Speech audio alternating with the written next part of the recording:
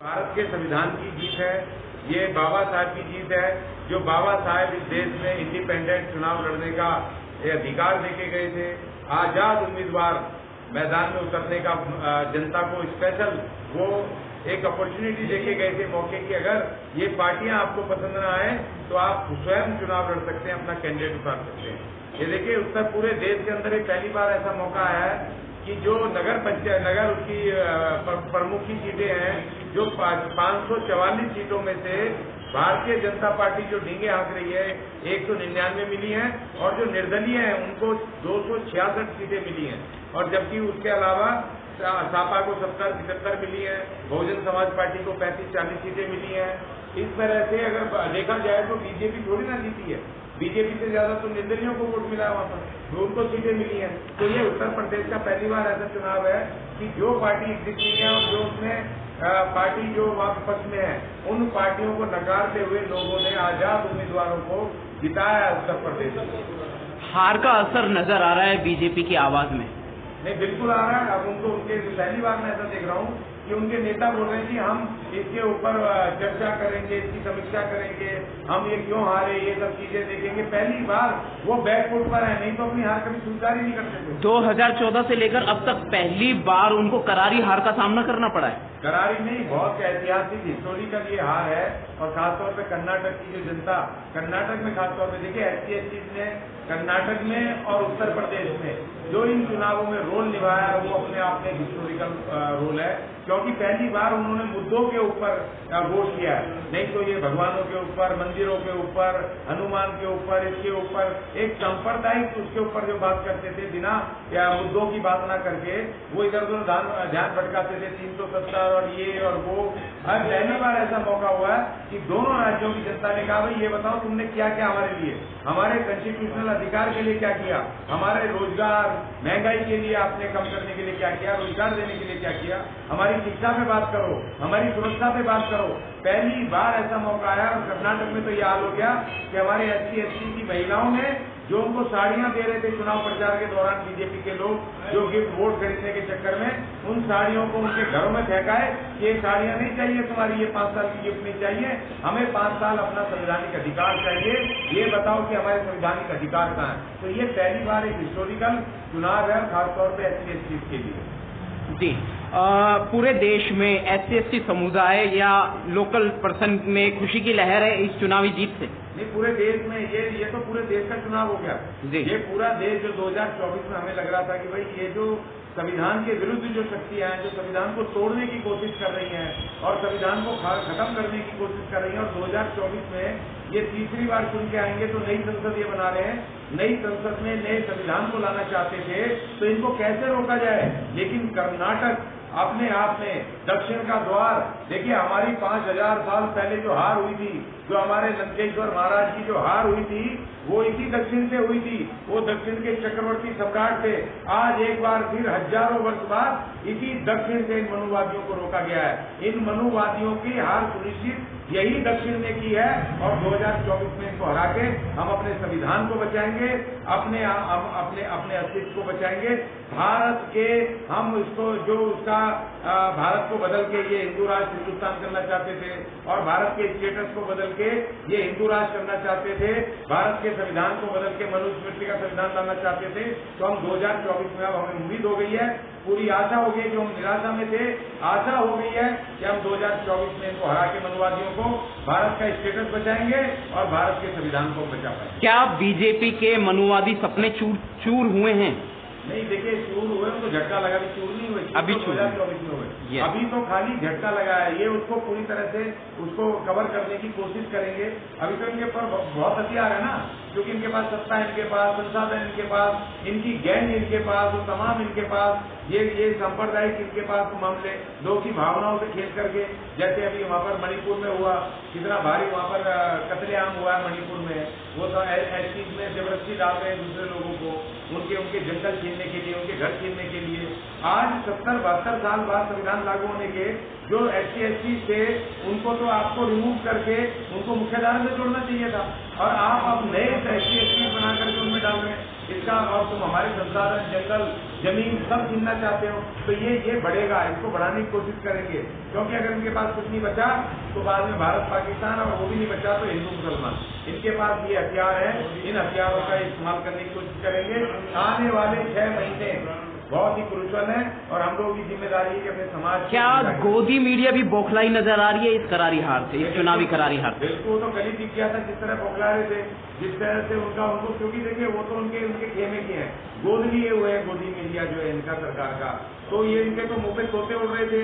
ये तो उल्टा, कोई तो दिखा रहा था बराबर चैनल में, एक चैनल दिखा रहा है जहाँ पर बीजेपी 70-75 पे थी और कांग्रेस 123-24 पे थी, वो दिखा रहा है 104-4 दिखा रहा है कि दोनों के 104-4 है, गुमराह करने के लिए, समाज को गुमराह करने के लिए, लोग को गुमराह करने के लिए। तो इस तरह अब ये गोदी मीडिया की जरूरत नहीं है। लोग जब इस देश में मीडिया नहीं था तो तब भी इस देश में क्रांतियां हुई हैं, जब भी इस देश के अंदर बड़े बड़े व्यवस्था परिवर्तन हुए हैं, बड़ी बड़ी लड़ाइयां लड़ी हैं जब इस देश में मीडिया नहीं था। तो आज हमें गोदी मीडिया की जरूरत नहीं है। राहुल गांधी जी के चेहरे पे कुछ परिवर्तन देखा आपने? नहीं, देखिए वो तो परिवर्तन तो है, लेकिन परिवर्तन उसे जिम्मेदारी का भी उसका एहसास है राहुल गांधी को। अब राहुल गांधी देश का भविष्य होने जा रहे हैं, क्योंकि जिस तरह से मैं पहले ही कह रहा था, मैं 1 महीने पहले से ही मैं कह रहा था कि आज की तारीख में जो भारत जोड़ो यात्रा हुई थी और जिस तरीके से राहुल के ऊपर अटैक किए इन लोगों ने, जो गलतियां की, उनकी लोकसभा सदस्यता खत्म की, बार बार में उनकी बेइज्जती करते थे, उसमें अपमान किया, और जो राहुल गांधी ने जो पिछले 6 महीने के अंदर जो अपना एक जो उन्होंने बुद्धिमत्ता दिखाई है, जो उन्होंने एक अपना मेच्योरिटी दिखाई है, अपनी पॉलिटिकल मेच्योरिटी दिखाई है, उससे इस देश के युवा और तमाम वर्ग, SC/ST वर्ग, कमजोर वर्ग, सब इनके साथ राहुल गांधी में देख रहे हैं कि आने वाला भविष्य देख रहे हैं। क्या बीजेपी को हम एक तानाशाही का चेहरा मान ले? तानाशाही का प्रतीक है, तानाशाह ऐसे थोड़ी होते हैं, तानाशाही करने के लिए भी शेर का कलेजा चाहिए, ऐसे थोड़ी तानाशाही होती है। तानाशाही तो बहुत बड़ी होती है, ऐसे थोड़ी तुम एक नेता को जेल में बंद कर दोगे, ED, CBI, EBI लगा करके उनको बंद कर दोगे, डराने की कोशिश करोगे। हिटलरशाही नहीं है ये, हिटलरशाही का प्रतीक भी नहीं है। इस बार बहुमत कांग्रेस के पलड़े में जाके गिरा है, इस पर आप क्या कहेंगे? देखिए, और कोई विकल्प नहीं है ना, अभी कांग्रेस एक बड़ी शक्ति है। BSP विकल्प नहीं है? BSP उत्तर प्रदेश में विकल्प है। उत्तर प्रदेश में कांग्रेस को, BSP को देखिए, जैसे उत्तर प्रदेश में कल हुआ, उत्तर प्रदेश में ये हुआ कि जो समाजवादी पार्टी, जिस समाजवादी पार्टी को ये तमाम लोग जानबूझ करके विपक्ष कांग्रेस बीजेपी के प्रतिद्वंदी के रूप में इसको ला रहे थे, लेकिन कल लोगों ने नकार दिया समाजवादी पार्टी को और उसके गठबंधन को। कल बहुजन समाज पार्टी ने भारी वोट लिए, हासिल किए हैं। और दूसरी बात ये कि देखिए 17 मेयर की सीटें हैं, और 17 मेयर की सीट में से एक सीट आगरा की जो सीट थी उसमें कम से कम 5-6 राउंड तक वहाँ की जो डॉक्टर वाल्मीकि, लता वाल्मीकि, जो BSP के टिकट पे चुनाव लड़ रही थी, वो नंबर 1 पे थी, 20,000 तक की लीड से आगे थी। वो बाद के उस पे जाकर के बाद की काउंटिंग में पीछे आ गई। तो SP नहीं था टक्कर में बीजेपी की टक्कर में बहुजन समाज पार्टी उत्तर प्रदेश में थी। जी, फिलहाल जो चुनावी नतीजे आए, इससे जाति, धर्म, देवी देवताओं, भगवान राम, इनकी राजनीति क्या भस्म होती नजर आई है? देखिए, भगवानों की तो कोई राजनीति नहीं है, भगवानों मतलब इनके नाम पर जो राजनीति कर रहे थे, जो भगवानों के नाम पर या धर्म के नाम पर या सांप्रदायिक राजनीति थी, उस राजनीति को जनता ने काटा मार दिया। जनता ने कहा कि भाई हमारा तो अधिकार है संविधान में, हम राम को माने, श्याम को माने, हनुमान को माने, हम कौन सा धर्म माने, हिंदू धर्म माने, कोई सा माने, अल्लाह को माने। के महान संविधान ने हमें आर्टिकल 25 में हमें आजादी दी है। तुम कौन होते हो ठेकेदार धर्मों के?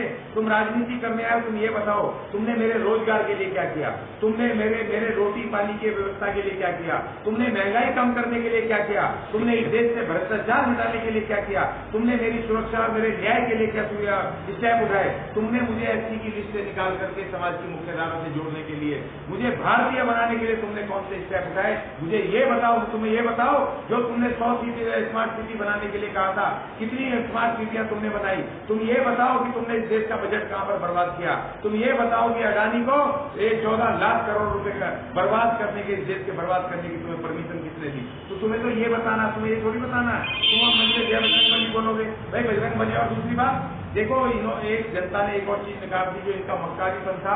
इन्होंने एक बजरंग दल नामक जो गुंडा संगठन है, जो लोगों को पीटता है, मारता है, गुंडागर्दी करता है, उसको हनुमान जी से जोड़ दिया।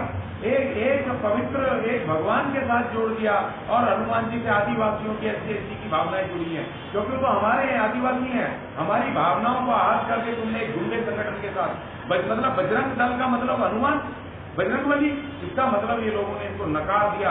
और जबकि देखिए वहीं पर पैदा हुए हनुमान जी का, वहाँ गृह राज्य है कर्नाटक, हनुमान जी वहीं पैदा हुए, अंजलि माता वहीं किष्किंधा, वहीं पर वो पैदा हुए। तो वो तो दक्षिण, वो तो महान हमारे महाबली वानर राज बाली का किष्किंधा, वो तो वहाँ पर वो पूरा का पूरा कर्नाटक का दक्षिण का द्वार, हमारे महाबली चक्रवर्ती सम्राट लंकेश महाराज का वो शासन रहा है। तो आपने वहाँ पर आपने कैसे जान लिया कि हम गुंडे संगठनों से हनुमान जी की हम तुलना को बर्दाश्त करने कभी नहीं करेंगे। SC/ST ने एक तरफा वोट किया कांग्रेस को इनके विरुद्ध, और मैं सैल्यूट करता हूँ अपने SC/ST को जो उन्होंने कर्नाटक में भी और उत्तर प्रदेश में भी मुद्दों के आधार पर वोट किए हैं। उन्होंने निर्दलियों को वोट दिया लेकिन इनको वोट नहीं किया। मैं उनको धन्यवाद अदा करता हूं। जी, ये जनता की एक बहुत अच्छी राजनीति रही, बहुत अच्छा राजनीतिक समर्थन रहा। लेकिन इस पर SC/ST या लोकल पर्सन अब बुरी तरीके से एक्टिव हो चुका है, जाग चुका है, इसका मतलब ये नहीं, बिल्कुल जाग चुके। जैसे महिलाएं पहलवान बैठी हैं, वो भी समाज की महिलाएं हैं और मजबूत महिलाएं, ये बैठी हैं पहलवान खिलाड़ी, जो सीधे प्रधानमंत्री से जिनका संपर्क था, जब उनकी कोई नहीं सुन रहा है, वहाँ बैठी है। तो मेरी बहन बेटी जो एक गरीब कमजोर परिवार की है, गाँव देहात में रहती है, जिनके पास कोई ताकत नहीं है, संपर्क नहीं है, तो उसका क्या हाल होगा जब इन ताकतवर महिलाओं की कोई नहीं सुन रहा है, जिनको की प्रधानमंत्री ने अपनी मुंह बोली बेटी बनाया था, जब उनकी कोई नहीं सुन रहा है तो मेरी बहन बेटियों की कौन सुनेगा। तो मुझे सतर्क रहना है, क्योंकि जब ये अपने उन लोगों की ताकतवर लोग नहीं सुन रहे तो मेरी कौन सुनेगा। इसीलिए तमाम लोगों ने, चाहे SC/ST हो, चाहे दूसरे मेहनत का वर्ग हो, चाहे किसान हो, चाहे वो और अपर कास्ट जो वर्किंग क्लास हो, सबने इनके खिलाफ वोट किया है और कांग्रेस को जिताया है। और अब ये पता चल गया कि व्यवस्था परिवर्तन होगी। 2024 में भारत का स्टेटस भी बचेगा, हमारा संविधान भी बचेगा और हमारे भीम का मान सम्मान भी बचेगा। यानी कि हम अपनी जीत सुनिश्चित कर सकते हैं, समझ सकते हैं। बिल्कुल समझ सकते हैं। देखिए उत्तर प्रदेश में भी क्या हो गया, जो बार 6 महीने से कह रहा था कि इन मनुवादियों को एक ही शक्ति रोक सकती है उत्तर प्रदेश में, वो बहन मायावती। तो और कल साबित हो गया है कि बहन मायावती के अलावा इनको कोई नहीं रोक सकता है। वहाँ की 80 सीट में से 50 से 60 सीटें कांग्रेस शक्ति दे और BSP वहाँ से लेकर के आएगी। और पूरे देश में जहाँ पर कांग्रेस के 4 राज्यों में पूरी सरकारें हैं और दूसरी जगह दखल है, वहाँ कांग्रेस रहेगी। महाराष्ट्र में उद्धव ठाकरे और उनकी जो महाविकास आघाड़ी है वो इन मनुवादियों को रोकेगा। उधर साउथ में, वहाँ तमिलनाडु में स्टालिन रोकेंगे DMK के, उधर वहाँ पर बंगाल में वहाँ पर ममता बनर्जी रोकेगी इनको, बिहार में वहाँ पर लालू यादव और नीतीश कुमार रोकेंगे इनको। पूरे देश में SC/ST OBC और माइनॉरिटी खड़े होंगे और व्यवस्था परिवर्तन होगी। तो व्यवस्था परिवर्तन पर बात करते नजर आए माननीय अशोक अज्ञानी जी। माननीय अशोक अज्ञानी जी एक बड़े शौक से अपने साथ नाम के साथ में लगाते हैं, लेकिन मैं इनको ये कहूंगा माननीय अशोक महाज्ञानी जी। जय भीम, जय भारत, जय संविधान, जय मूल्यवाद, जय भारत।